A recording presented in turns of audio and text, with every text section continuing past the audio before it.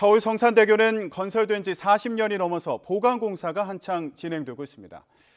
그런데 이미 공사가 끝난 구간에서 1년 만에 균열이 발생한 사실이 YTN 취재 결과 확인됐습니다. 부실 시공이 원인으로 추정되는데요. 공사 당시에 필요한 성능 시험을 제대로 하지 않은 정황도 드러났습니다. 취재 기자와 함께 얘기해 보겠습니다. 황윤태 기자 나와 있습니다. 안녕하세요. 네, 성산대교에 균열이 발생했다. 안전이 걱정되는 상황인데 정확히 상태가 어떻습니까? 네, 문제가 발생한 구간은 성산대교 남단 바닥 쪽입니다. 제가 직접 들어가서 균열을 확인해 봤는데요. 네. 바닥판 곳곳에 균열을 육안으로도 쉽게 발견할 수 있었습니다. 직접 그림을 보시면요. 일반적으로 균열이 0.3mm가 넘으면 다리 기능에 영향을 줄 수 있다고 합니다. 네. 화면을 보시면 한눈에도 굵직한 균열을 발견하실 수가 있는데요. 그러네요. 콘크리트 구조물은 필연적으로 균열이 발생하기가 쉽기 때문에 균열 자체가 문제가 아니고요. 균열이 언제, 어디에, 얼마나 어떻게 발생했는지가 굉장히 중요합니다. 네. 저희가 성산대교에서 확인한 균열은 차량이 지나다니는 바로 아랫부분이기 때문에 진동도 굉장히 심했습니다.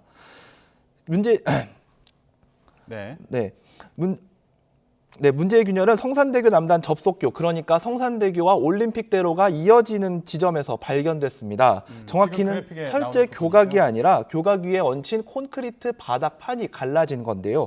이 바닥판은 차가 다니는 아스팔트 아래를 떠받치는 역할을 합니다. 서울시는 지난 2019년 성산대교 북단 보수공사를 끝낸 직후 남단 공사에 돌입해 2년 만인 지난해 3월 공사를 마쳤는데요. 공사가 끝난 지 1년 만에 콘크리트 바닥판에서 균열이 발생한 겁니다. 네, 지금 화면 보시면 여기저기 균열이 금이 간 게 보이는데 이 균열이 왜 생겼는지 이 부분 파악된 게 있습니까? 네, 서울시는 지난해 11월 성산대교 남단에서 균열이 발생한 것을 처음으로 확인했습니다. YTN이 확보한 당시 문건을 보시면요. 서울시는 균열 발생 원인으로 4가지 정도를 잡았는데요. 우선 바닥판 재료가 잘못 개량됐거나 양생할 때 시멘트 온도가 잘못됐을 가능성, 운반이나 설치 과정에서 부주의했을 가능성이 언급됐습니다.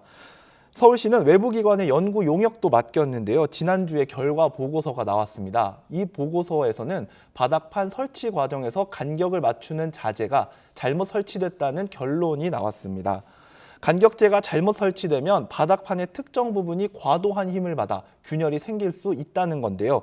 결국 시공 과정에서 문제가 있었다는 겁니다. 서울시 관계자 설명 직접 들어보시겠습니다. 일부 구간에서 바닥판하고 이렇게 정확하게 일치가 돼야 되는데 약간 들뜸이 나온 데가 있어요, 초기에. 그러면 이제 무게가 분산이 돼야 되는데.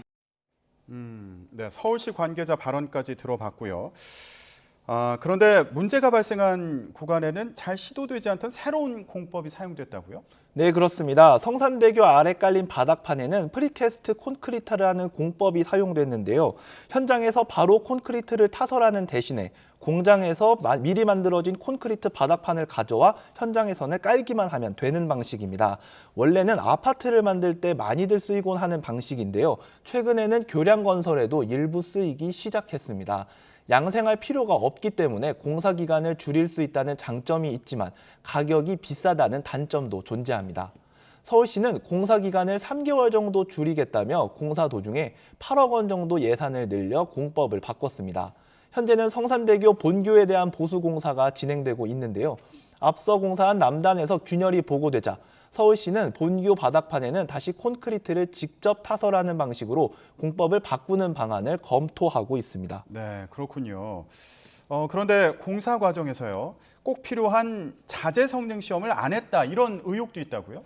네, 성산대교처럼 차량 통행이 많은 교량은 하중으로 인한 파손 가능성, 즉 피로도를 꼭 확인해야 합니다. 피로에 강한 자재를 사용해야 균열이나 내구성의 저하가 없이 오랜 시간 교량을 사용할 수 있기 때문인데요. 국토부 규정에도 대형 교량이나 주요 도로에는 바닥판에 200만 회 정도의 진동을 가해 피로도를 측정해야 된다고 명시돼 있습니다. 그런데 서울시는 성산대교 남산 보강공사 당시에 프리캐스트 콘크리트 바닥판의 피로도를 시험하지 않은 것으로 파악됐습니다. 서울시는 강교, 그러니까 철로 만들어진 다리에는 콘크리트와 관련된 피로도 시험 규정 자체가 없다고 설명했습니다.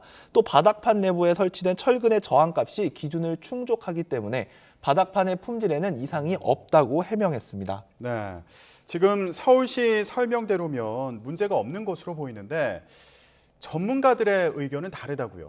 네, 전문가들은 피로도 시험이 꼭 필요하다고 설명하고 있습니다. 하루 종일 수많은 차들이 계속해서 진동을 주고 있기 때문에 바닥이 차량의 하중을 오랫동안 잘 버텨야 한다고 말하고 있습니다. 전문가 의견도 직접 들어보시겠습니다.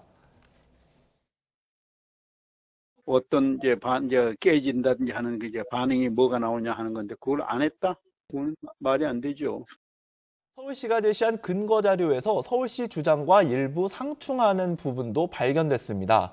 서울시는 성산대교 피로도 시험과 관련한 정보 공개 청구에 대해 2010년 교량 설계 규정을 근거로 검사할 필요가 없다, 이렇게 답변했는데요.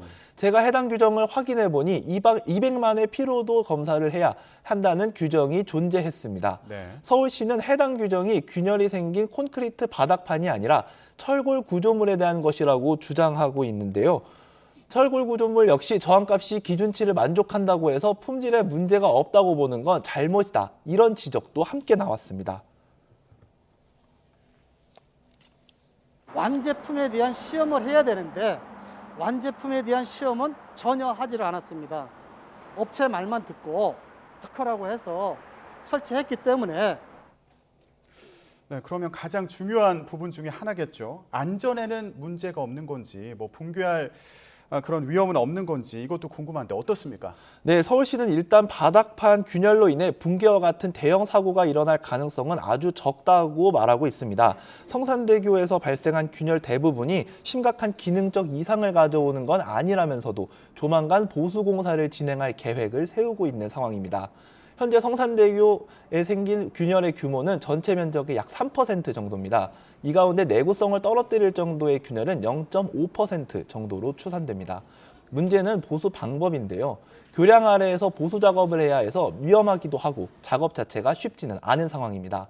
또 바닥판을 교체할 경우엔 차선을 모두 통제해야 할 수도 있다는 우려도 함께 나옵니다. 서울시는 시공사와 감리업체에 부실 시공 책임을 물을 수 있는지를 검토할 계획입니다.